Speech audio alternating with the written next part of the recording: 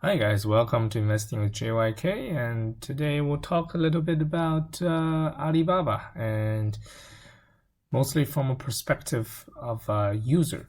Hopefully this will be useful to you as an investor, as you get a better understanding of um, how China works, I suppose. So I made a recording of a Chinese, of Alipay, which is an app that Alibaba has. I think it's owned by Ant Financial or something. I'm not really invested in Alibaba, so I don't really know. But it's in the same group. It's a huge conglomerate. It has its tentacles in everything. So let's just get started. I will just pause when needed. Okay, so you can see, open it up, and you can see that it actually has a lot of things in it. Alipay, from the name, you might have guessed it's for payment, so you actually probably just want these 4 buttons and probably this thing, which is transfer. This is you scan. Right? So I'll show how this works. You can click, you can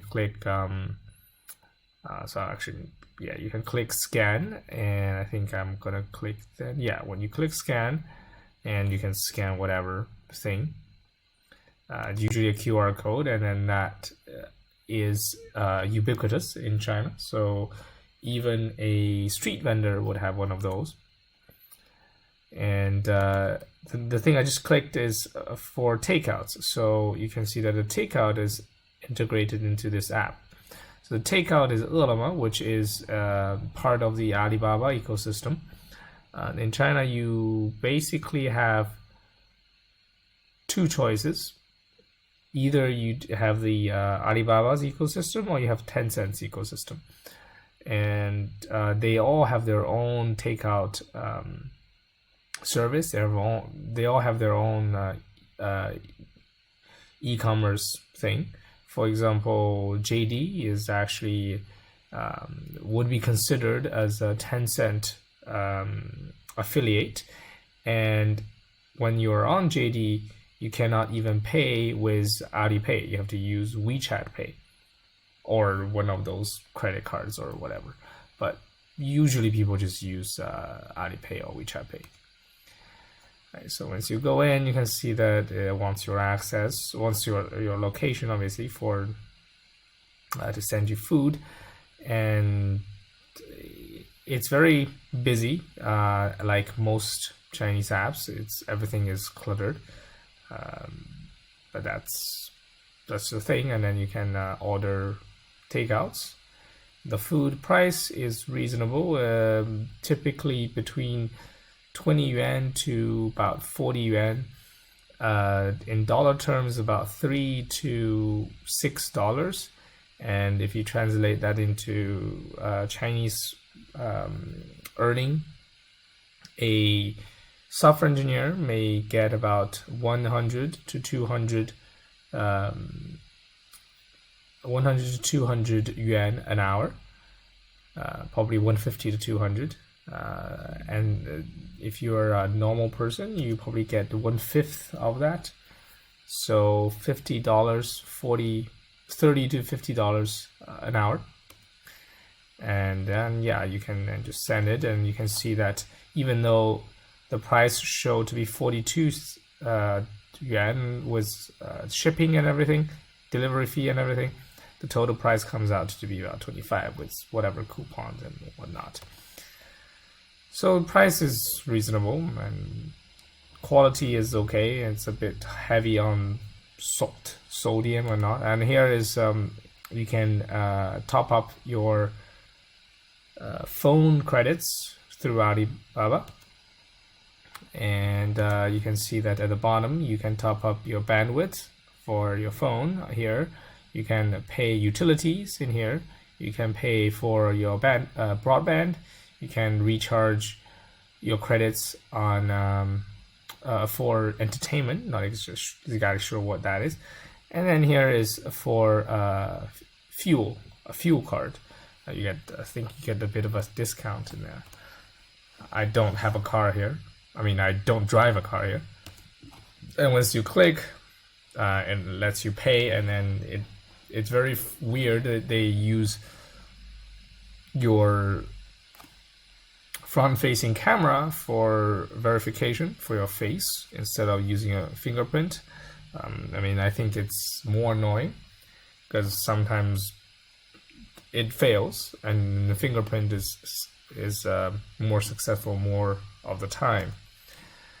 And yeah, and then the next thing you can see here is this is an integrated money market fund, and then there's no limit on how many withdrawals you can make every month or every day. So essentially it's a checking account, but it is a money market fund. So that's that. And here you can see the rates for the trailing 7-day rate, and the money market fund inside Alibaba, inside Alipay, is somewhat lower in yield compared to WeChat's one. But Alibaba, like Alipay, is the first to introduce a money market fund. So they, in this sense, they're a bit like PayPal in 2007, when you can get like 7% yield just having your spare cash in there. So that's, yeah. And then you can more things. You can have this credit score stuff that got a lot of criticism and controversy outside China, but within China, people don't really have any negative things to say about it. Apparently, it doesn't only take into account of your own behaviors or credit history, but also who you're associated with. So if your friends don't pay, your credit score goes down. Or if your friends got arrested, your credit score goes down. And actually, let's go back just a little bit. I think that screen is somewhat important. Okay, so that's that, blah, blah, blah, blah. Okay, here we go. This, you see that? This says your social circle, essentially. Your history, your identity itself, your behavior, and the ability for you to cover your liabilities, to honor your liabilities. So, yeah. And yeah, so, and then a couple other things. You have a bunch more. You can see once you click more, there are even more things that's offered. And this thing's called Huabei. Is a bit like credit card. So you get a credit line for a month, and then if you don't pay off by the end of the month, you pay an interest. Just like a credit card, basically, but it's not a credit card. And then, just like a credit card, there's no credit check for this. And then, if you do use this, the merchant get charged a fee. If you use your balance or transfer money out of the money market fund, you can actually spend directly from the money market fund. Then that is fee-free for the merchant. If you use this, they get charged a fee. Don't know how much it is. Probably less than 1%. Otherwise, all the merchants will bulk at it. In China, all the margins are thinner. Everything, all the margins are thinner. It's just the way it is. Yeah. So now you can see I'm in here, and this website lets you buy stuff, it's not even a website, it's part of the payment app, and you can see that they have no hesitation of jamming in anything they want to jam it to you on an app, right? So it's quite crazy. It's not just a payment app, it's everything. And then here it even has finances. So like this is funds, and then lets you buy funds, buy gold, buy stocks, buy CDs. Obviously, that money market fund being one of them. And that's that. And yeah, here's gold. You can buy gold. And then there's some information, so they actually create content for you as well. So that's Alipay. And we'll continue for now, and then I'll talk about some of the bad things. So here is in Hangzhou, and this is me. This is my parents-in-law, my wife and I going for food, and we're taking the subway. And pay close attention. You can see the woman just used her phone to go in, and then you can see that there's a scanner. Here is a QR code scanner for the phone. Here is the card, the one-time card when you stick it in, and this is the NFC reader for the equivalence of if you're in London, it's the octopus card. Sorry, Oyster card. Oyster card, yes. The octopus card is in freaking Hong Kong, and then you have the Opal card in Sydney. In China, they're just called public transport cards, or sometimes it's integrated into the entire city, so it's called the city dweller card or something, city citizen card or something. Or the residence card, yes, the residence card, and you can pay with that and all that stuff. So you can see that integration with government is everywhere. I mean, this subway is operated by the government; it's not privately owned. And that's you can see that's when he scans, and then that's successful, and that goes in. Okay, so. Yeah, you usually don't carry any cash with you when you go out. All you need is a phone, but on the downside is that if you lose your phone, you're very screwed. I had some issue with my phone in early March, and that wasn't easy. Yeah, so this is a mall in the middle of Hangzhou, and you can see it's quite popular. And you got a bunch of people and stuff. Oh, by the way, these two are not lesbians. It's quite common for them to hold hands. I mean, for the woman to hold hands. And yeah, there's another shot at the mall. Lots of people.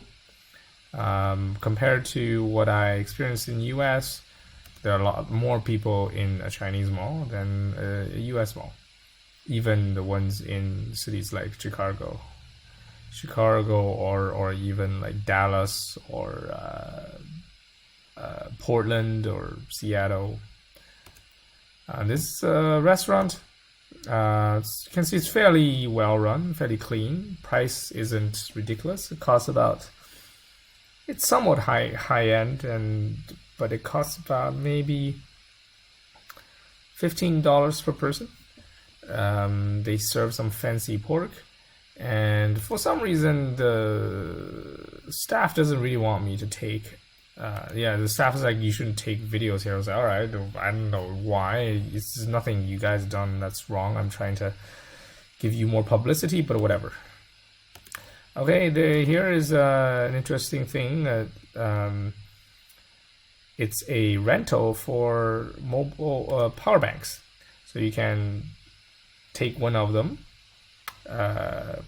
It gets charged you probably per day or per hour. I've never used it, but I've heard people using it, and it's quite convenient. You take it, and then you you would, if you don't pay back, then they keep charging your phone, your Alipay. You can see the sign of Alipay, right? And then you basically scan the QR code and you can take it out. And it doesn't even need a deposit. Now, this kind of stuff probably just wouldn't happen in US because the transaction cost is so high on credit cards. I think each transaction is 15 cents or more. I mean, this stuff probably charges you, I don't know, 15 US cents per hour. So if they give it back within an hour, all the money is made by the credit card company. Then, if this was in the US, in China, because as I said, Alipay has zero fee. It's not a problem. So then you may want to think why Alipay has zero fee. All right, so that's all I have. All right, I'm just gonna pause. So that's all I have in terms of video content. But now for some discussions. Alipay clearly is not there for philanthropical reasons. Right, so they're here to make money. How do they make money? They collect your information, and you would say that's very similar to what a bank does in the US. A bank knows what you can buy, where you go, what you buy. But a bank's boundary is very limited, so Capital One does not, in fact, they cannot share your transaction history with all the details to Amazon, for example. So that's one thing. And then, excuse me. No. And in this case, you may have noticed Alibaba is a conglomerate that has tentacles in every facet of your life. So Alipay is the thing that ties everything together. It knows exactly when you leave, how you go to work. Do you have a car? Do you have a wife? Do you have kids? And how much money you make, and everything. Just think through what I just told you, and everything can be done through using Alipay, and therefore every activity, they know every activity of you. And also both Alibaba and Tencent have this health function on, which of being a tracker that asks for your location, so they know exactly where you are. And yeah, and they have no hesitation of using any of that information. In fact, they go to very extreme length to collect your data without your consent, that is. For example, in China, there are, if you go to, it's a bit like Black Mirror almost. If you go to a elevator, there will be a screen, typically, showing ads. You would say, okay, that's innocuous enough. But Alibaba paid 15 billion yuan for a tiny portion, a very small fraction of equity stake in Fenzhong Chuanmei, which is a public company that owns most of these screens. So you would think, okay, so what is Alibaba looking for? So apparently, they installed MAC sniffers on every single one of these screens. What is a MAC sniffer? So you see this phone, or in fact anything with a Wi-Fi transceiver, they all have what's known as a MAC address attached to it. And initially, when Mac was designed, it was supposed to be an immutable ID for your device. And that is within level 2 of the 7-tier model. I think that's the data link. I think that's a data link. Don't remember. I think the bottom is physical and then you have data link, I think. Anyways, so whenever your Wi-Fi thing is on, it constantly spits out its own MAC address, telling everyone around it that this is me, this is me, this is me. And why is that? Because it wants to pick up signals from nearby base stations. And with these MAC sniffers, it will know when you leave. Right? So they want a complete picture of how your life is. I mean, not just you. You're just one of billion people, right? But they want a complete picture. So imagine a day you would leave. You would leave your room, go to an elevator. Alibaba already knows that you're in that elevator. You would say, okay, so there's one missing link here. From the MAC address, you cannot directly infer who that is. But once you have multiple data points, MAC address, and then some transaction using Alipay, obviously, in close vicinity, and you have that multiple times, is a very high probability that this MAC address is you. Right, so yes, Alibaba knows this MAC address is you. So by the time you enter the elevator, they already know that they know your day, right? So you leave, you use Didi, which you can see it here, which you use, which is also partially owned by Alibaba, and that is like Uber, so that takes you from A to B. So Alibaba knows that you go from A to B and also knows which kind of car you took. So once you get to work, you start using this DingTalk, which is like Slack but worse. But why do people use DingTalk then? Because first of all, it is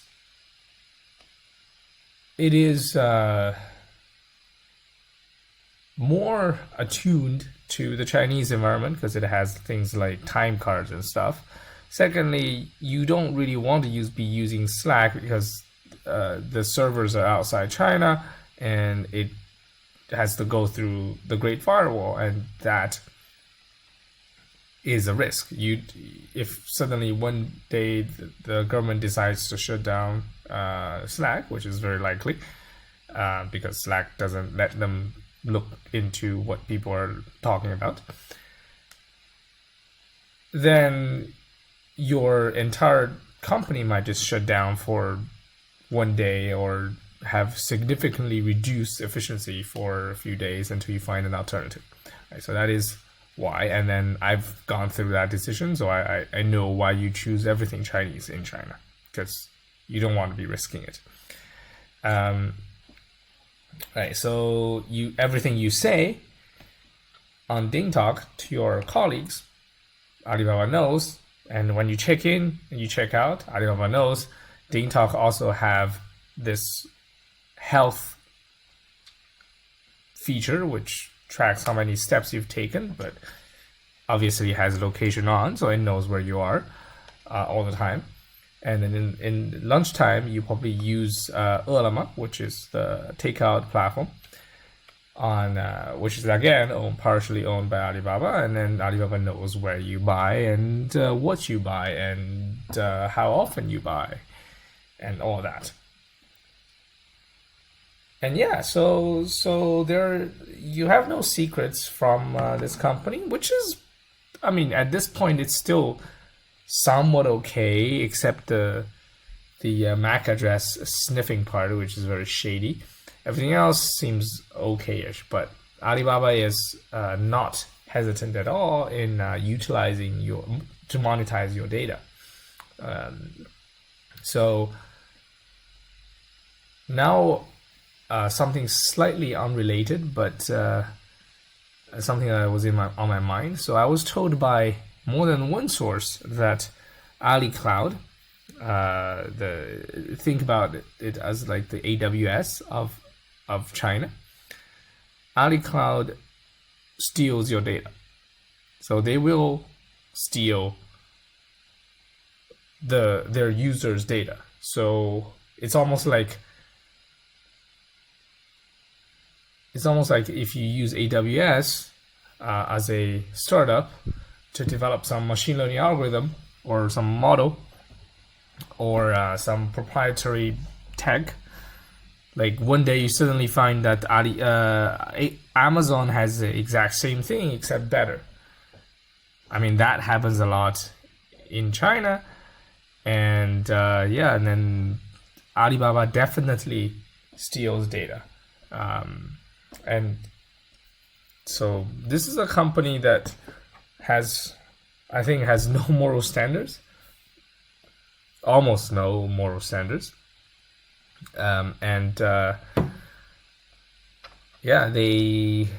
They almost will stop at nothing, and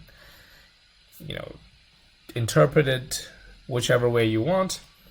Could be a good thing as a shareholder, could be a bad thing if you have some moral standards that goes against what Alibaba is doing, or one day they may piss off the government the wrong way, and then they get a huge slap on the hand and a huge fine or breaking up or something, right? So I'm just here to provide information. I offer no